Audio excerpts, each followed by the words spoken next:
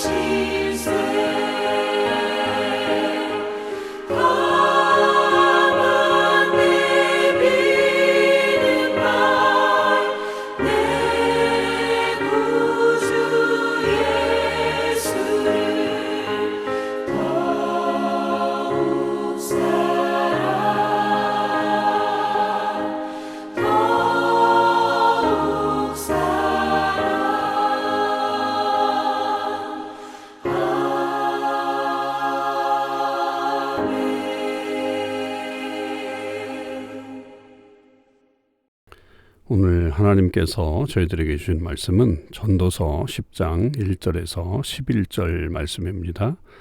전도서 10장 1절에서 11절을 읽겠습니다. 죽은 파리들이 향기름을 악취가 만드는 것 같이 적은 우매가 지혜와 존귀를 난처하게 만드느니라. 지혜자의 마음은 오른쪽에 있고 우매자의 마음은 왼쪽에 있느니라. 우매한 자는 길을 갈 때에도 지혜가 부족하여 각 사람에게 자기가 우매함을 말하느니라. 주권자가 내게 분을 일으키거든 너는 네 자리를 떠나지 말라. 공손함이 큰 허물을 용서받게 하느니라. 내가 해 아래에서 한 가지 재난을 보았노니 곧 주권자에게서 나오는 허물이라. 우매한 자가 크게 높은 지위들을 얻고 부자들이 낮은 지위에 앉는도다.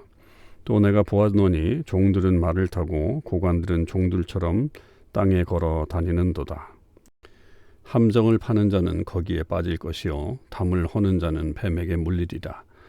돌들을 떠내는 자는 그로 말미암아 상할 것이요 나무들을 쪼개는 자는 그로 말미암아 위험을 당하리라. 철 연장이 무디어졌는데도 나를 갈지 아니하면 힘이 더 드느니라. 오직 지혜는 성공하기에 유익하니라. 주술을 베풀기 전에 뱀에게 물렸으면 술객은 소용이 없느니라. 아멘. 오늘도 참소망의 식구들과 또 이 새벽기도에 동참하는 모든 주님의 백성들에게 하나님의 크신 은혜와 사랑이 충만하기를 주님의 이름으로 축원을 드립니다. 오늘은 전도서 10장 1절에서 11절의 말씀을 묵상을 하겠습니다. 특별히 오늘 말씀 속에서는 지혜와 우매자의 어떤 그런 모습, 관계 또 이런 것들에 대해서 특별히 우리에게 설명을 해주고 있는 귀한 말씀입니다. 그래서 우리가 어떻게 하면 지혜로운 모습을 가지고 살 수 있는가, 또 자칫하면 우매자의 모습을 가질 수 있는 위험성을 어떻게 피해갈 수 있는가 하는 것들을 한번 같이 생각해 보도록 하겠습니다.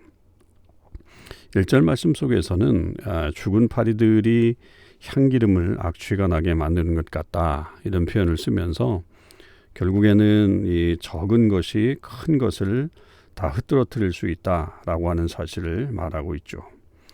그러니까 우리가 어리석음에 대해서 대수롭지 않게 생각할 수 있습니다. 이 정도는 괜찮겠지. 그렇게 생각하는 그런 어리석음의 모습들이 있으면 결국 그것으로 인해서 지혜 전체가 훼손될 수 있다라고 하는 사실을 우리는 명심해야 되겠죠. 적은 누룩이 온 빵을 그렇게 부풀리게 하는 것처럼 작은 씨앗들이 결국에는 나중에 큰 화를 불러들일 수 있기 때문에 우리에게 있는 적은 우매하는 그런 우매자의 모습을 빨리 버리는 것이 좋고 가급적이면 그런 행동들을 하지 않아야 된다. 그래야 지혜자의 어떤 전체적인 모습이 훼손되지 않는다라고 하는 것을 우리에게 들려주고 있습니다. 그리고 지혜자는 오른쪽에 있고 우매자의 마음은 왼쪽에 있다 이렇게 표현을 하고 있잖아요. 그래서 이제 이것에 대해서는 좀 해석이 다양합니다.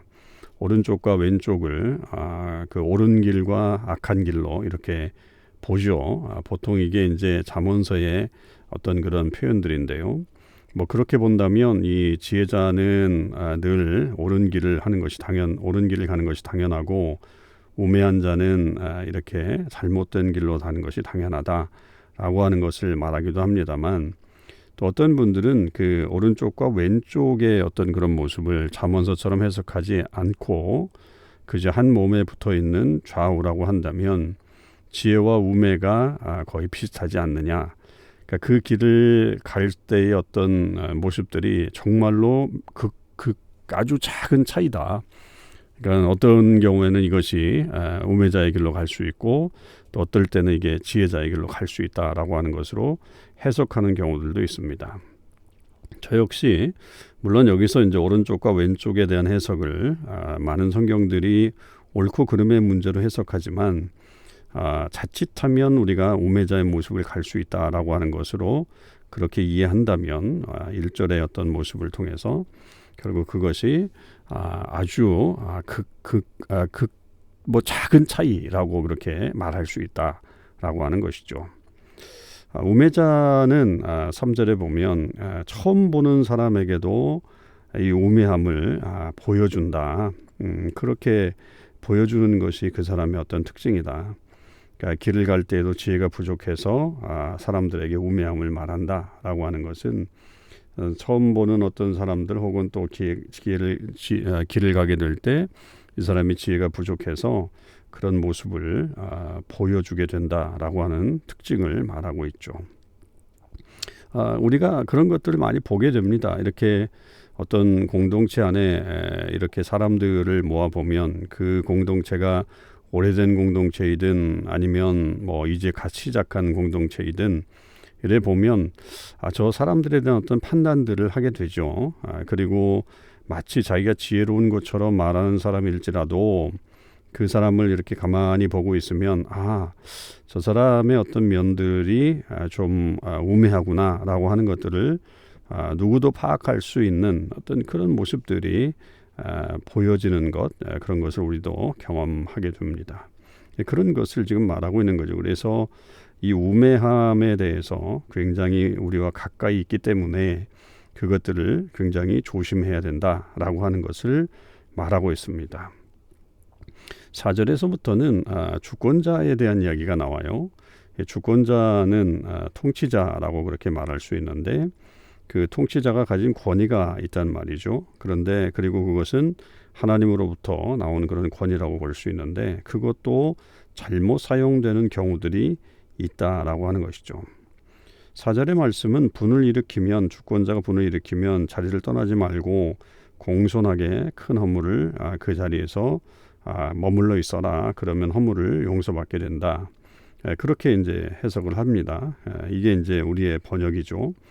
근데 또 이것도 어떤 그 번역에서는 주권자가 분을 내면 빨리 그 자리를 피하는 것이 오히려 지혜다. 왜냐하면 그렇게 되면 그 주권자가 마음이 누그러진 다음에 다시 부를 수 있다. 이렇게 이제 해석하는 경우들도 있더라고요. 그러나 이제 이것은 빨리 그 자리에 이제 피하기보다는 머물러 있으면서 잠잠히 있는 어떤 그런 모습이 오히려 이 주권자가 그 마음을 풀 수 있는 그런 하나의 계기가 될 수 있다라고 하는 그것이 이제 지혜의 모습이다라고 하는 것인데 그러나 이 주권자도 그 어떤 그 지혜를 잘 발휘 못할 때가 있다는 거죠. 그것도 이제 앞에서 그런 것도 있지만 보니까 우매한 자가 높은 주위에 앉을 때가 있고 부자들이 낮은 주위에 갈 때가 있고 종들이 말을 타고 오히려 고관들은 종들처럼 땅에 걸어 다니는 그런 경우들이 발생할 수 있다는 거죠. 이거는 한마디로 얘기하면 통치를 잘못했다는 얘기입니다. 그러니까 하나님이 주신 권위가 있는데도 불구하고 그것을 지혜로서 제대로 감당하지 못하고 그것을 또 잘못 사용해서 결국에는 각자의 위치에 있어야 될 그 자리에 있게 하지 못하고 오히려 반대로 있게 하는 그런 어리석음이 통치자에게 나타난다. 그것이 권위가 있기 때문에 그렇게 하는 거겠죠. 그래서 그렇게 통치를 제대로 못한다고 했을 때는 결국 이 주권자가 지혜로운 자가 되지 못하고 우매자가 되는 것이다 라고 하는 것을 말하고 있죠. 그리고 8절부터 우리에게 들려주는 말씀은 지혜를 잘 사용하지만 그 지혜가 또 자칫하면 우리를 오히려 더 어려움에 빠뜨릴 수 있다. 그래서 지혜를 우리는 늘 생각하고 잘 준비하고 있어야 된다라고 하는 거죠. 그러니까 함정을 파는 사람들이 이제 지혜자라고 보는 거예요. 그런데 그 함정을 파는 사람들이 자기가 판 함정에 빠질 수도 있고요. 담을 허무는 사람이 그 일인데 그것이 지혜라고 보는데 그러다가 이제 숨겨진 뱀에게 물릴 수도 있는 거고 돌을 떠내는 사람이 이제 지혜자인데 오히려 그 돌을 떠내다가 돌 때문에 상하게 되는 경우들도 있고 나무를 쪼개는 것도 마찬가지죠. 그러니까 그런 식으로 이 지혜가 오히려 지혜를 잘 발휘하다가도 그것의 어떤 위험성이 분명히 있다. 그렇기 때문에 언제든지 조심해야 한다라고 하는 사실을 말하죠. 그래서 10절에 보면 철 연장이 무디어졌는데도 나를 갈지 아니하면 힘이 더 든다. 그래서 오직 지혜는 성공하기에 유익하다. 이렇게 우리에게 알려주고 있습니다.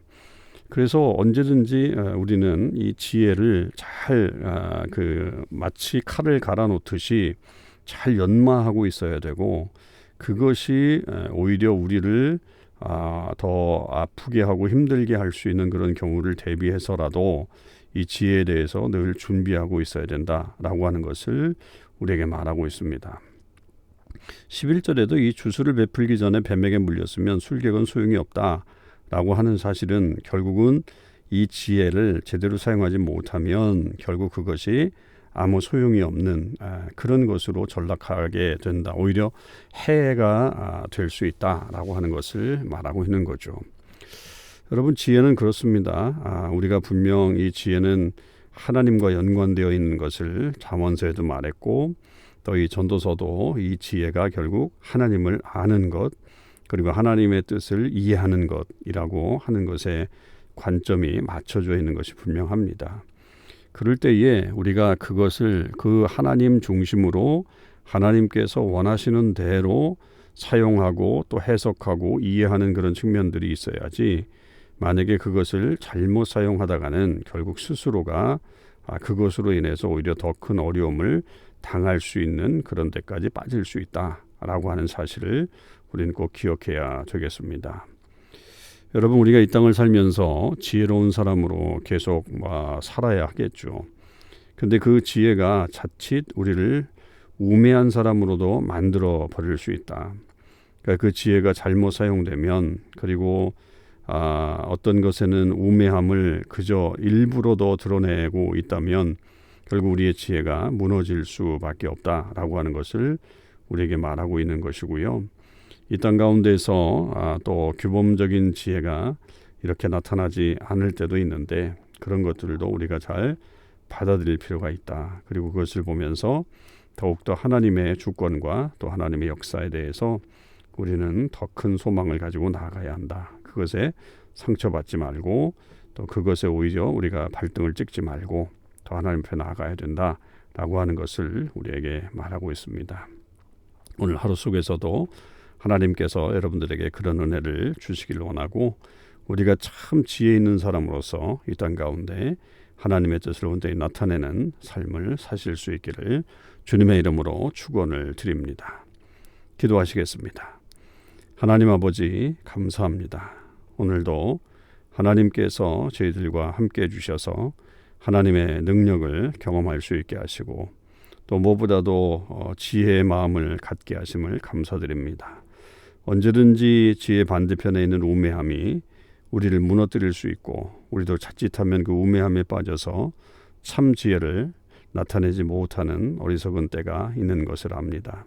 주님, 그런 어리석음에 빠지지 않도록 도와주시고, 언제든지 하나님께서 우리에게 원하시는 삶을, 또 원하시는 지혜의 모습을 잘 준비해서 어느 때든지 그 지혜를 드러낼 수 있는 주의 백성들이 되게 하여 주옵소서. 이 땅 가운데서 하나님의 뜻을 행해야 되는 사람들이 그렇지 못한 때가 있는 것도 봅니다.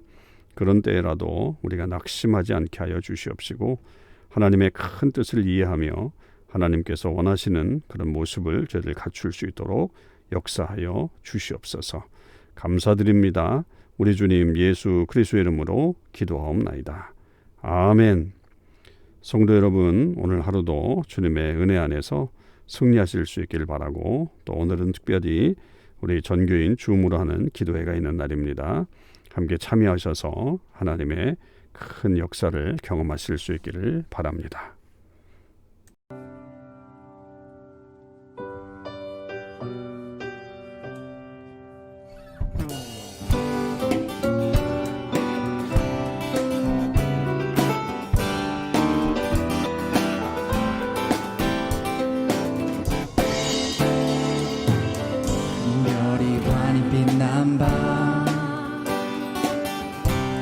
예순하신 날 모든 세상 비추기 위해 빛으로 오신 예수 그리스도, 구원의 빛을 비추어 내 삶을 인도하신 임마누엘 나의 하나님, 주와 함께하는 기쁨이 가득할 거야. 임마누엘 하나님 놀라운 약속, 언제나 나와 함께 하신 예수 그리스도. 임마누엘 하나님 놀라운 사랑, 그 사랑 감사해. 오늘도 나는 찬양하네.